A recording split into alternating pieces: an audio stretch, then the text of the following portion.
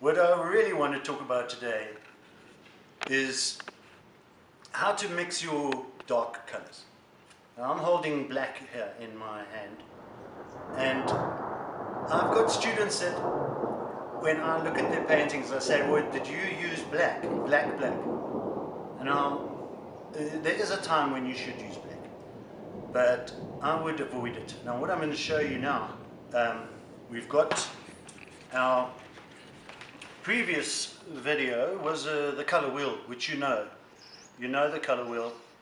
If you're not too sure how this color wheel, color ball was done, go back to a previous video. So now what I have is a nice new piece of watercolor paper, and we're going to start. Let's start with the primary colors. So we've got red, cadmium red, we've got yellow in the middle.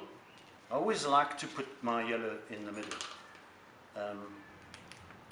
B comes before R, so I'm going to go back to my blue becomes before R on my left hand side. Yellow is in the middle. Okay. Now you know the complementary of red is green. So I'm going to be putting my green there. The complementary of yellow is purple or violet. And the complementary of blue is orange. This is cadmium orange. Okay? So let's begin. Let's see what happens. Remember, we're making dark colors. We're making dark colors, we're not making black. And what I want to point out is, if you look in nature, if you look at trees, or if you look at even the darkest sky, is not black. It's sitting, the darkest sky, the darkest shadows will be sitting inside these tubes of paint. So let's start. I'm going to start with yellow, and we're going to get a generous amount of yellow in here. Okay, and tonally you can see yellow is very light, it always will be light. We've got ultramarine, quite a bit of paint in there, so we've got a long way to go. And we've got cadmium red, and I mean, you just look at these beautiful colors, and they're reflecting the light. Opposite of red is green. Okay, so we're going to put a bit of green in here, like that. Yeah. And opposite of yellow is purple. I say opposite because it's opposite on the color wheel, opposite sides of the color wheel, but in fact it's the right word is complementary, and I'll explain why the word is complementary. I'll explain why that is. The one color complements the other color, and this has always been the natural law, but it's actually just a very recent thing that's been described, to have these opposite colors happening. So I'm going to show you why we call it complementaries, because let's start with the lightest color with my brush. Okay, and I'm going to spread it out slightly. One color, and when I put purple next to this yellow, it actually makes the yellow even brighter, and it also makes the purple brighter.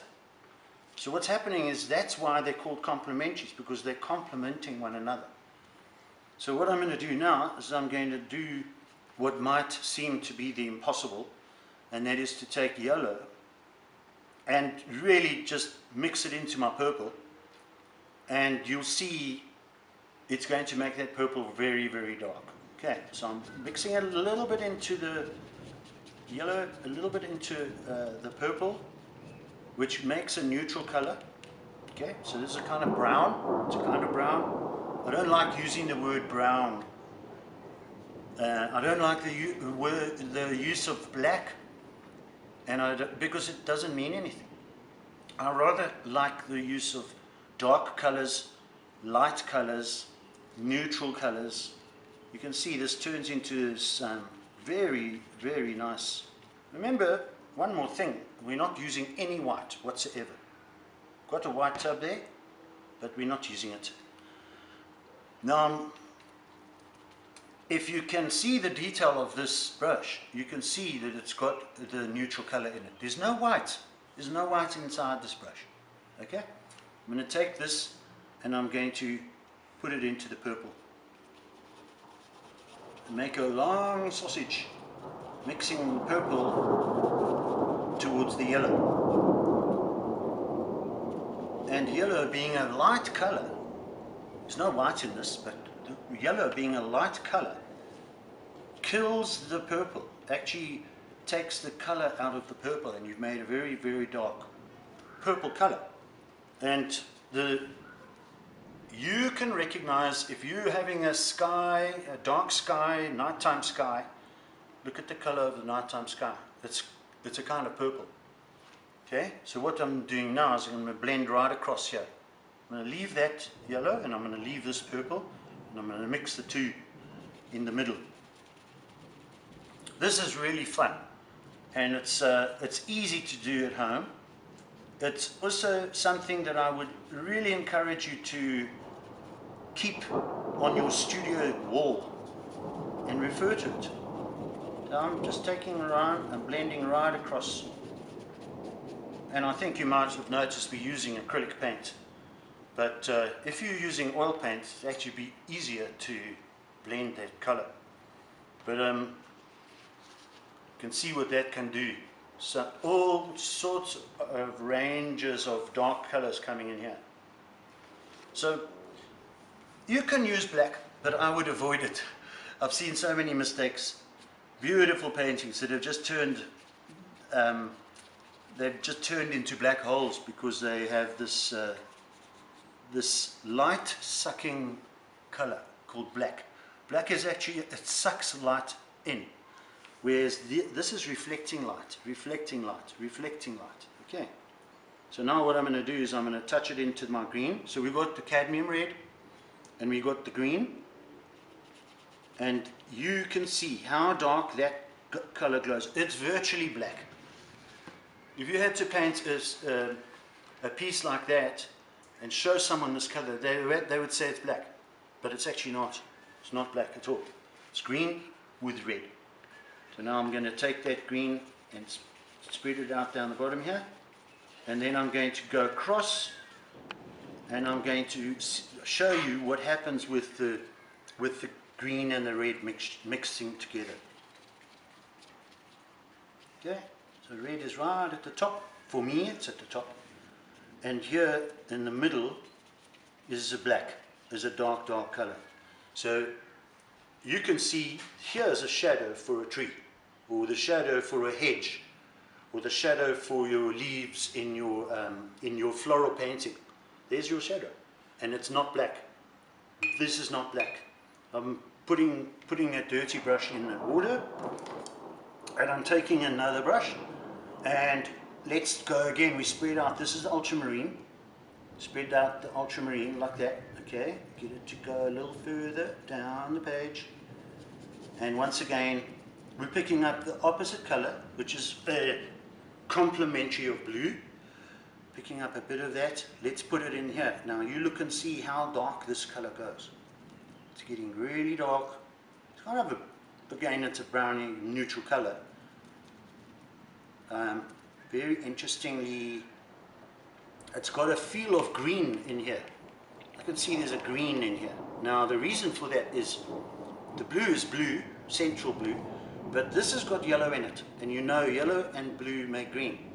So there's a feel of green sitting here. Also a nice foliage shadow color. Let's spread it right down. Now take the orange and look at the range. Look at the range of color that we're getting just from mixing these two, orange and blue. Wonderful, wonderful color that is reflecting the light. I've got no studio lights on. I'm using the sunlight from outside. The light's coming in. And there we have the first stage. So what we're doing now, I'm going to show you what black looks like compared to these colors. So we've spoken about this being a reflective color, and we're going to look at black. Now, many students, many of my contemporaries have said, why don't you use black? It's okay to use, but you have to have a license to use it. You have to go very sparingly with it. And sure, it is important in a painting.